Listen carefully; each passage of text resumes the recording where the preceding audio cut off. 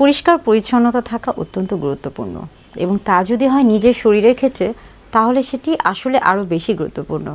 নারীরা সবসময় তাদের শরীরের ক্ষেত্রে যত্নশীল হয়ে থাকেন, তবে কিছু কিছু বা অনেকেই আছেন যারা এই যত্ন নিতে গিয়ে তাদের বিশেষ অঙ্গের প্রতি বেশি যত্নশীল হয়ে পড়েন এবং যার ফলে কিন্তু হিতে বিপরীত হতে পারে। কিভাবে? কথা বলছি নারীর বিশেষ অঙ্গ, নারীর প্রজনন তন্ত্রের অঙ্গগুলো নিয়ে। নারীর প্রজনন তন্ত্রের যে অঙ্গগুলো রয়েছে তার মধ্যে কিছু অংশ ত্বকের ভিতরে অবস্থিত এবং কিছু অংশ কিন্তু ত্বকের বাহিরে অবস্থিত, অর্থাৎ কিছু অংশ বাহির থেকে কিন্তু ত্বকের মধ্যে ধরা যায় বা ছোঁয়া যায় এবং কিছু অংশ কিন্তু শরীরের ভিতরে রয়ে যায়। যোনি বা ভ্যাজাইনা, যোনিপথ মূলত এটা একটা ইন্টারনাল পার্ট, নারীর প্রজনন তন্ত্রের একটি ইন্টারনাল পার্ট বা ইন্টারনাল ক্যানেলের মতো। এটা একটা রাস্তা যেটা কিনা ভিতরে অবস্থিত। ভ্যাজাইনা মূলত সেলফ ক্লিনিং একটা অর্গান, অর্থাৎ ভ্যাজাইনা বা যোনিপথ মূলত নিজেই নিজের যে অঙ্গটি রয়েছে সেটিকে কিন্তু পরিষ্কার করে রাখে। এটার জন্য কিন্তু আলাদা কোনো আমরা বলে থাকি যে আলাদা কোনো প্রসাধনীর প্রয়োজন হয় না।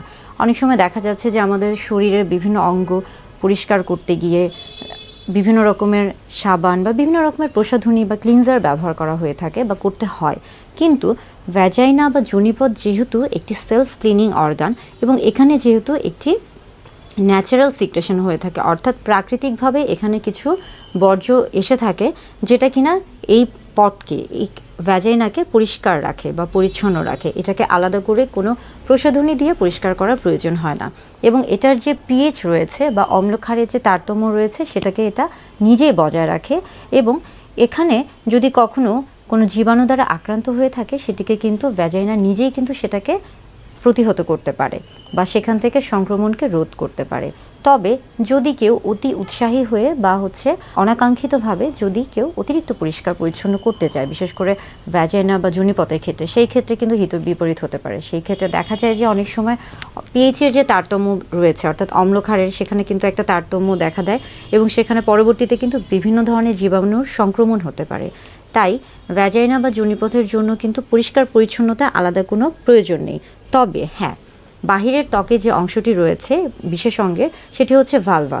অবশ্যই ভালভাকে পরিষ্কার পরিচ্ছন্ন রাখতে হবে। বিশেষ করে আমরা বলে থাকি যে মাসিকের সময় অথবা গর্ভাবস্থায় কিংবা গোসলের সময়, মলমূত্রের পরে, অথবা যে সময়গুলোতে দেখা যাচ্ছে যে অনেক বেশি পরিশ্রম হচ্ছে বা অনেক গরমকালে অবশ্যই ভালভাকে পরিষ্কার পরিচ্ছন্ন রাখতে হবে।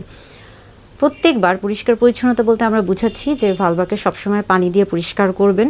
আপনি অবশ্যই এখানে বিভিন্ন ধরনের প্রসাধনী ব্যবহার করতে পারেন পরিষ্কার পরিচ্ছন্নতার ক্ষেত্রে, তবে কখনোই সেটা যেন অতিরিক্ত ক্ষার জাতীয় কিছু না হয়ে থাকে। সেক্ষেত্রে কিন্তু দেখা যাচ্ছে যে ওই যে অম্লক্ষারের যে বিষয়টি বলছি সেটার একটা তারতম্য হতে পারে এবং সেখানে কিন্তু তখন বিভিন্ন ধরনের জীবাণু, ছত্রাক, ব্যাকটেরিয়া বা ভাইরাস দ্বারা সংক্রমণ হতে পারে। তবে আপনি চাইলে মৃদু যে ক্লিনজারগুলো রয়েছে সেগুলো ব্যবহার করতে পারেন। আজকাল বাজারে দেখা যায় যে বেশ কিছু প্রসাধনী পাওয়া যায় যেগুলো কিনা নারীর বিশেষ অঙ্গ পরিষ্কারের জন্য ব্যবহার করা হয়ে থাকে এবং সেগুলোতে কিন্তু পিএইচের যে তারতম্যটা রয়েছে সেটা কিন্তু ব্যালেন্স করে থাকে, অর্থাৎ সেটা কিন্তু কোনো সমস্যা করে না। আপনি যদি সেই ধরনের প্রসাধনী ব্যবহার করে থাকেন সেই ক্ষেত্রে সমস্যা নেই।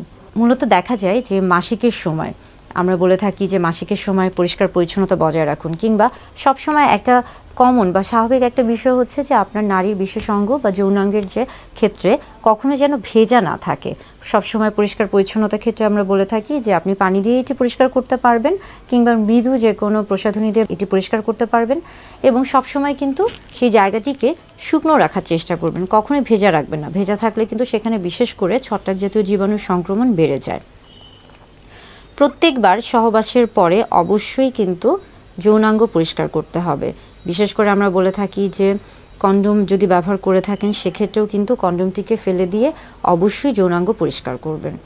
এবার আসি যে বিশেষ অঙ্গের ক্ষেত্রে আমরা যদি অন্তর্বাসের কথা চিন্তা করি, সেই ক্ষেত্রেও কিন্তু অন্তর্বাস যদি আপনি নির্ধারণ করে থাকেন সেক্ষেত্রে সবসময় চেষ্টা করবেন সুতি কাপড় পরার। বিশেষ করে সুতি, কটনের যে কাপড়গুলো রয়েছে সেগুলো কিন্তু সবসময় কিছুটা আরামদায়ক হয়ে থাকে এবং ঢিলাঢালা কাপড় পরিধান করার চেষ্টা করবেন।